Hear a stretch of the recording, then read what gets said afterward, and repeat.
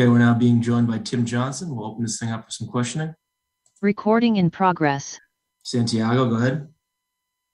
Hi Tim, you have fought in many countries like Brazil, France, Croatia and England, but not yet in Russia. How are you experiencing your first fight week over there? Growing up, everyone always has all these countries that they want to go visit. And, people always used to look at me kind of funny because I'm like, the one place I've always wanted to go visit is Russia.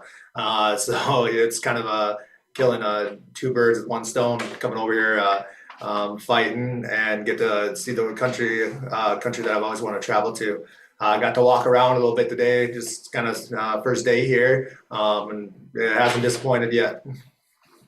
Tim, you fought not that long ago against Maldovsky for the interim title. Not a lot has really changed since then if you look at the top of the division. How do you see your future if you beat Fedor? Do you have a specific route planned out? I got kind of something, you should always have somewhat of a plan. Win over Fedor. I don't know if that gets me right back into a title contention. Maybe have another fight. Maybe me and Czech go a third time. I also don't know what's happening with Minakov and their contract going on there, and Whitney's fighting from here on out. So maybe after this fight we have a number one contender fight, and just have to wait to see what happens with Ryan Bader and Maldovsky. Unfortunately. And on the other side of things, if things don't go my way and, Fedor gets the weight on me, I think, Maldovsky might step back and let Fedor fight for a belt, put a bow on it for him. Kobe, go ahead. Hi, Tim. Kobe from Pro Sports Podcasters in Canada. First off, Russia's on my bucket list as well, so I understand your excitement being there. But how's it going to feel for you to be really the bad guy in this situation? Hostile territory, famous opponent in his home country. Do you relish that, or is it going to be a little bit different for you? I take that. I embrace that. That's how many people get to experience stuff like that. That's the way I look at it. I'm like, the things that walking out here fighting a Russian, or the Russian, I suppose to say, in his home country. I don't think very many people can get to experience that. I think I have something comparable. I fought a Brazilian in Brazil, so I got to just hear the Udole chant. So I mean, it's kind of, it won't be. This will probably be a little more intense, but I do have a little bit of experience of that. And do you think that having already fought earlier this year gives you a slight advantage over Fedor considering the laid-off? I don't think, if it was another guy with experience level is like, me, I've only had 22 fights, 23 fights, then I think it might, but Fedor's he has enough experience, enough fights that I don't think some time off's gonna hurt him at all. Adam, go ahead. Hi, Tim. Thank you for your time. Sort of piggybacking off the previous question, did you ever find yourself having as cliche as it sounds, a sort of a Rocky IV moment coming into Russia fighting the hometown hero, anything like that? No, I've been asked that a handful of times, though, a lot of interviews coming up. And, if I was still living in Minnesota, it'd be a little more realistic because I'm in cold weather training. But unfortunately, I'm living in Vegas right now, so I didn't have any snowy mountains to climb. And one more question, please. If Fedor's actually, his record, despite being in the game for so long, it's been pretty good as of late. Is it hard to look past the aura of Fedor, given the time he's been in the sport? I think if you allow yourself to, like, you can probably get wrapped up in that pretty quick. Initially when the fights were announced for the first couple of weeks, I probably was, I'm fighting Fedor, didn't really 100% like focus on, all right, this is just a fight. The first couple of weeks I let myself drift off into that kind of thinking, but last month or so it's been, this is a fight, this is what I do, this is what I get paid to do, and this is for mine and my family's future. So I can't go out there thinking about oh man, I'm fighting Fedor. No, this is just an opponent and who's in front of my goals. Gabriel, go ahead. Hey, Tim. I want to know, so obviously you've been in Moscow for a minute for fight week. Can you just talk a little bit about what's the reception been like for you? Like, do people know you're the guy who's there to fight Fedor? Has everyone been nice? What has the reception actually been like there on the ground? I haven't interacted with too many people yet, but actually it's funny you say that. When we came back, we were down by the Kremlin area today and took a taxi back, and the taxi driver kind of figured out quick that we are there for fighting. And when he got done with dropping us off, and he got out of his car, he's like, "Hey, guy, I need a picture with you. I need a picture with you." So stopped and got a picture with him. And but other than that, I think more people are just looking at us because they can hear us talking. And they're like, how did Americans get here?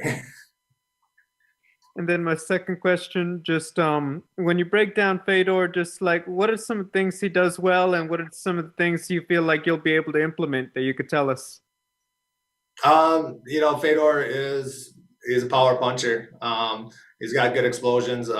Burst, if you do manage to take him down, he's got good explosions on the bottom to get into a scramble position. I guess to exploit, this is a fight. Just kind of look at this fight training wise on the feet, fence, and ground.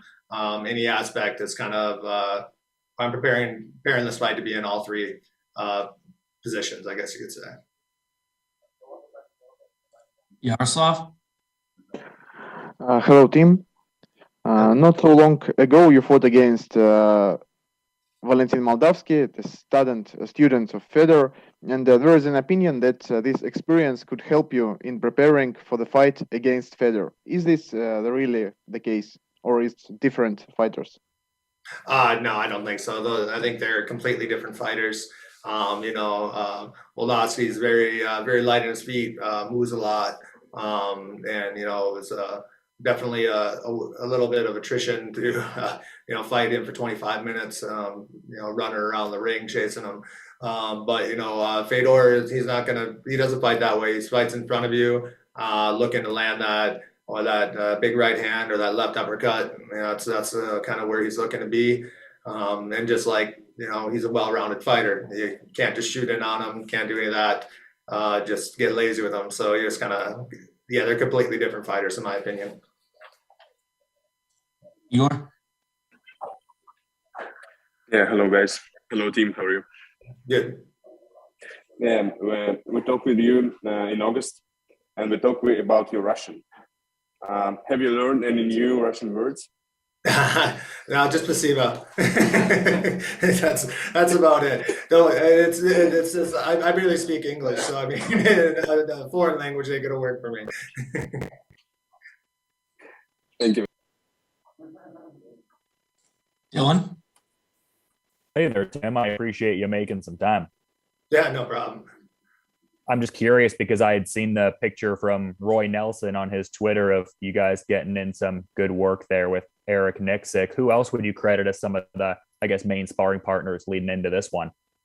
Sergey Spivkov was in there with me quite a bit. Carl, until he had a little minor injury, he came out. Chris Thompson, and we just kind of worked with a handful of light heavyweights and 185ers too, just kind of keep my hand speed up. And that's kind of the basis of this camp. And it worked out quite a bit back in Minnesota, Fargo, or North Dakota area, because I had to go back a handful of times for military duty. So I was bouncing around a lot this camp. Yeah, and just as a quick follow-up here, because we'd spoken before about weaponizing pace and some of the recent camps and whatnot, like how much is that gonna inform the performance against a guy like Fedor, who's regarded as one of the more nimble kind of heavyweights? That's just I don't think it's gonna be too much. That's why I kind of heavyweights, I like sparring heavyweights just to kind of get the weight and the feel of it for grappling and clinch work. But that's the reason why I like working with light heavyweights and 185ers, because I'm not going to be able to keep up with their hand speed, but at least I'll get adjusted to seeing how fast how fast their hands are. So in theory, if I can see their hands, I should be able to see any heavyweights fans. Yeah, hands. My bad. The last one here, Jashan. Hello, team. So I would like to ask you, you said that you were a little bit surprised that Fedor picked you for this fight. Is that a little bit overwhelmed, or does a fighter mentality that this is a huge fight, I'm gonna take it no matter what? Yeah, initially with the names that they were throwing out there, Tim Johnson's pretty low, pretty low on the name power list. People know me, but they don't really, I don't think a lot of like general fans really think of me as a big name power kind of guy. So initially, I didn't know, we still don't know. I mean, if Fedor beats me, this definitely is not going to be his last fight. If I win, it might be, I don't know. But so I was like, if it was going to be his retirement fight, a lot of fans were hoping that it was going to be another big name power guy, another legend. But looking at it from his shoes, I'm right up there on the list. I'm right underneath the student. If he gets a win over me, he gets a chance to, potentially fight for the belt again. One more here from Yaroslav. Yaroslav, go ahead. Tim, when you had your first fight in MMA, Fedor was already an MMA star, was a legend of the sport. And which Fedor fight do you probably remember best? Maybe your favorite fight? Was it Crow Cop? Yeah, probably his Crow Cop fight. I had to think about it. Just a war between them two, because Crow Cop's a legend himself. All right, Tim, that was the last one, man. Thanks for the time.